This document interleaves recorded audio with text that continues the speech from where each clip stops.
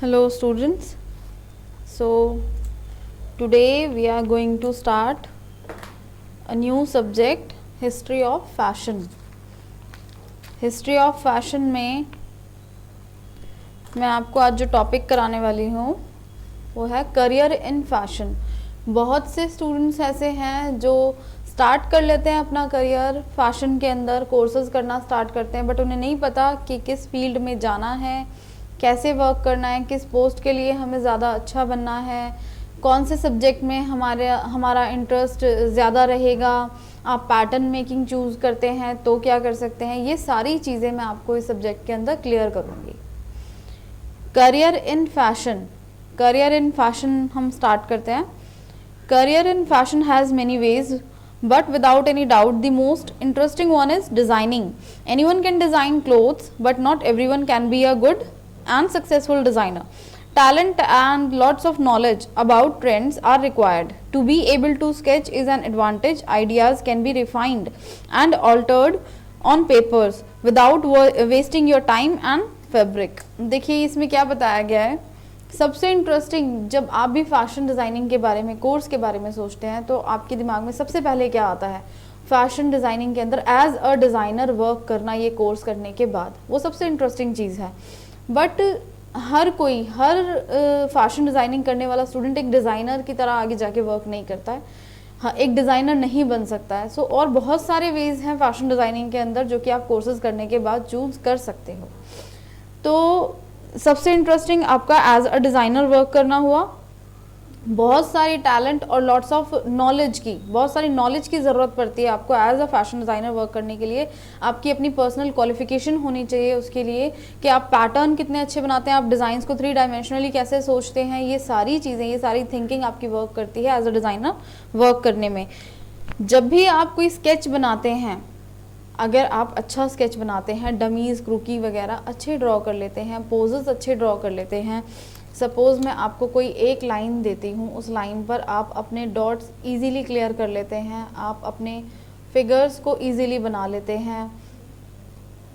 सो ये आपके लिए एक एडवांटेज है, ये आपके लिए एक एडवांटेज है कि आप स्केच को बहुत अच्छे से, इलस्ट्रेशन को बहुत अच्छे से बना लेते हैं। बट ये चीज़ें ही सिर्फ काफ़ी नहीं है 3 डायमेंशनली किसी फॉर्म में सोचना कि एक गारमेंट बनने के बाद किस तरह लगेगा। मैं अभी सिर्फ स्केच पे सोच रही हूँ, बट अगर मुझे पता है कि ये गारमेंट बनने के बाद किस तरह से लगेगा, तो एज अ डिज़ाइनर आपको इस वे में सोचना है कि आप किसी भी गारमेंट को अगर स्केच कर रहे हो तो वो बनने के बाद किस तरह से दिखेगा। ये चीज़ें हमारी क्यों ज़रूरी है, इलस्ट्रेशन क्यों ज़रूरी है, ताकि हम बिना अपना टाइम और अपना फैब्रिक वेस्ट किए बिना ही हम लोग पहले से देख लें कि ये किस तरह का लुक इसके बाद आने वाला है।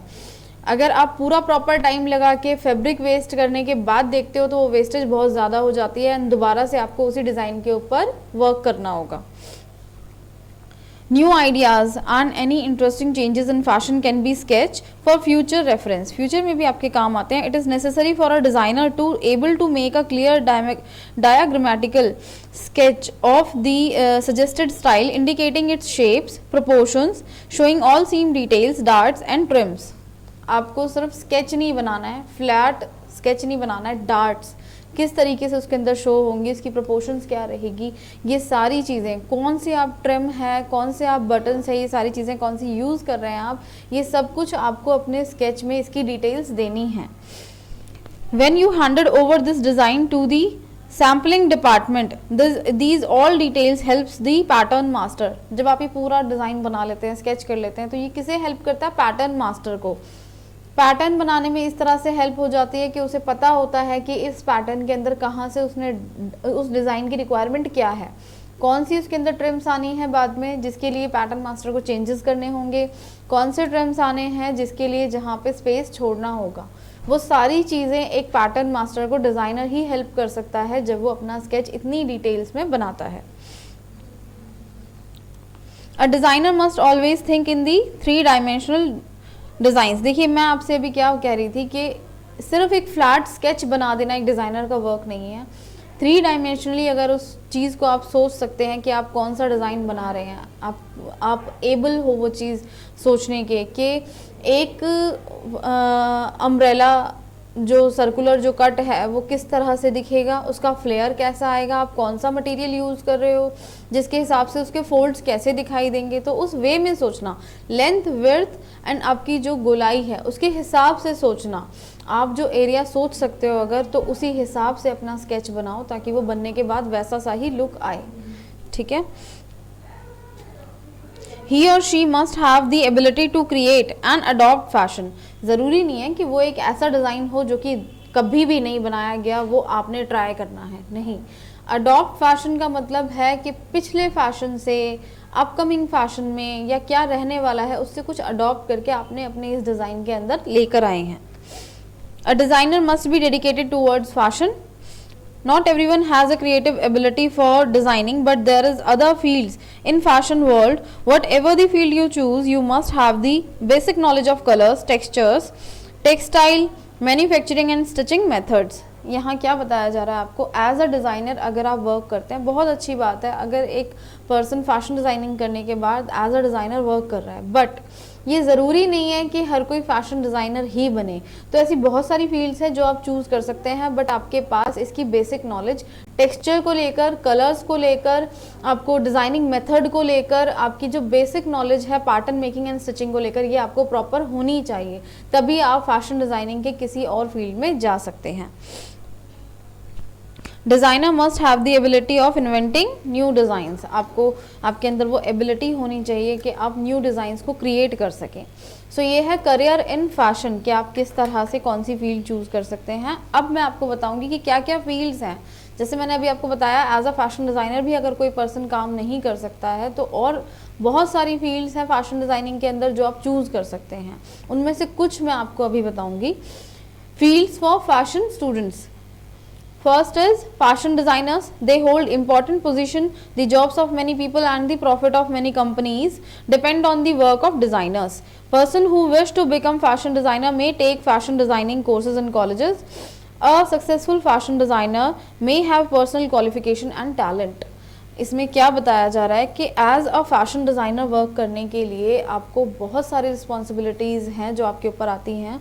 एक कंपनी के लिए जब आप वर्क कर रहे हो तो उसमें बैठे हुए पैटर्न मास्टर्स, उसमें वर्क करते हुए टेलर्स, आपके जो और पर्सन हैं, उन सब की जिम्मेदारी आप पर आ जाती है कि अगर आप कोई अच्छे डिज़ाइंस लेकर आते हो तो उनके पास काम होता है उसे बनाने का। अदरवाइज़ आप फैशन डिज़ाइनिंग के अंदर अगर क्रिएटिव नहीं हैं तो आप वहाँ पे वर्क नहीं ला पाओगे। बहुत सारे लोगों की जॉब्स है आपके ऊपर डिपेंड करती है as a fashion designer. Personal qualification and talent होना इसके लिए बहुत ज़रूरी है और बहुत ही इंटरेस्टिंग जॉब है। ये फैशन डिज़ाइनर सबसे फर्स्ट है। सेकंड जो है वो है फैशन कोऑर्डिनेटर्स। फैशन डिज़ाइनर को एक कोऑर्डिनेटर चाहिए होता है जो उसके साथ और चीज़ों पर वर्क करे। एक मॉडल सिर्फ गारमेंट से रेडी नहीं होती है, उसके मेकअप, हेयर्स, आपके फुटवेयर्स, उसके साथ दी हुई एक्सेसरीज, प्रॉप्स, ये सारी चीज़ें, इवन उसका बैकग्राउंड तक जो फैशन शो में रहने वाला है, ये सारी चीज़ें डिसाइड करने के लिए एज अ फैशन कोऑर्डिनेटर एक पर्सन वर्क करता है। सो उसका वर्क क्या होता है? The fashion coordinators coordinate with the designer और a working group. They may plan an entire fashion show or select the shoes for the model wears for an advertisement. They may plan for merchandise, plan displays and promote sales.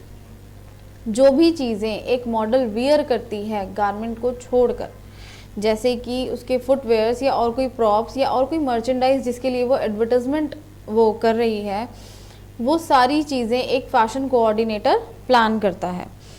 Next है fashion writers and artist, specialize in describing or illustrating clothes for advertisements and articles in magazines, newspapers and for direct mail advertisements.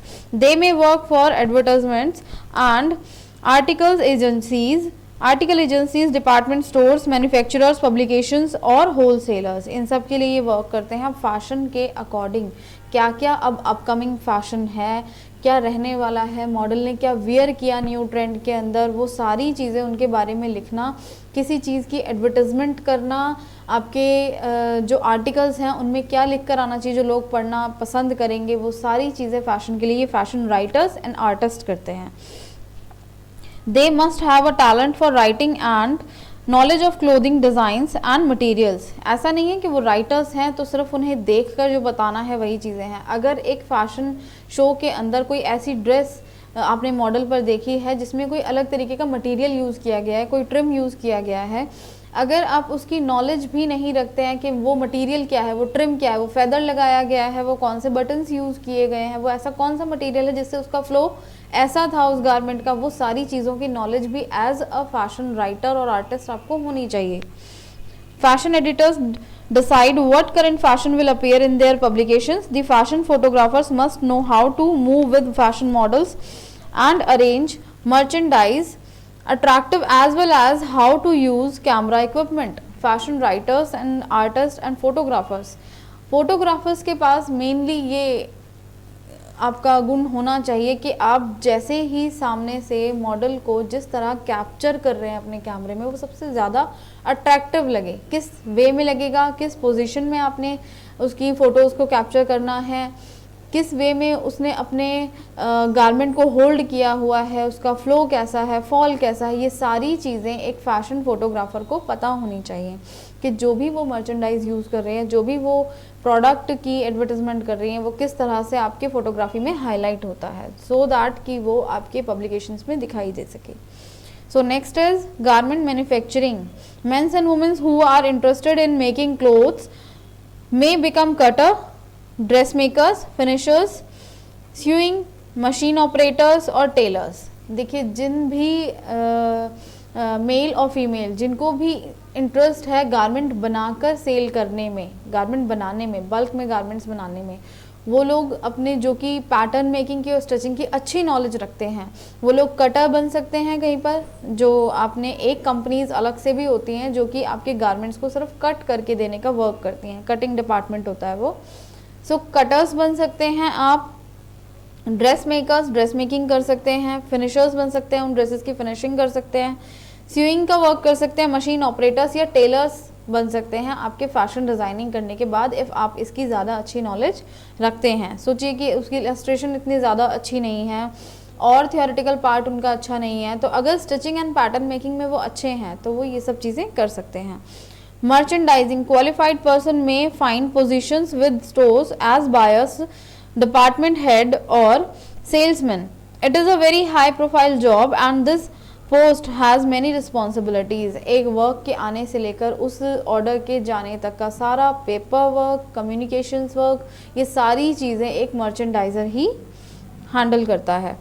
Teaching last है आपका, teaching. Man and women with enough college training may qualify to teach high school and college courses related to clothing. Teaching specialities include clothing design, the history of clothing, the merchandising of clothes and meaning and importance of clothing in society.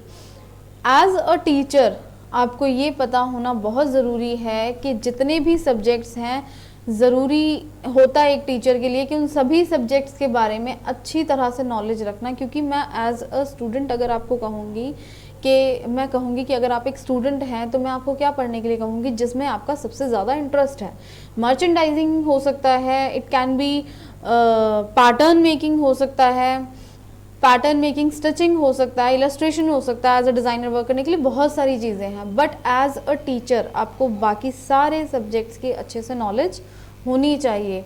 आपको history of fashion पता होना चाहिए, clothing की क्या आपके society के अंदर क्या मीनिंग है, क्या वैल्यू है, ये सारी चीज़ें आपको स्टूडेंट्स को बताना आना चाहिए। सो टीचिंग जो करना चाहें पर्सन, उन्हें सभी सब्जेक्ट्स के बाद में थियोरेटिकल एंड प्रैक्टिकल सारी चीज़ें अच्छे से क्लियर होनी चाहिए।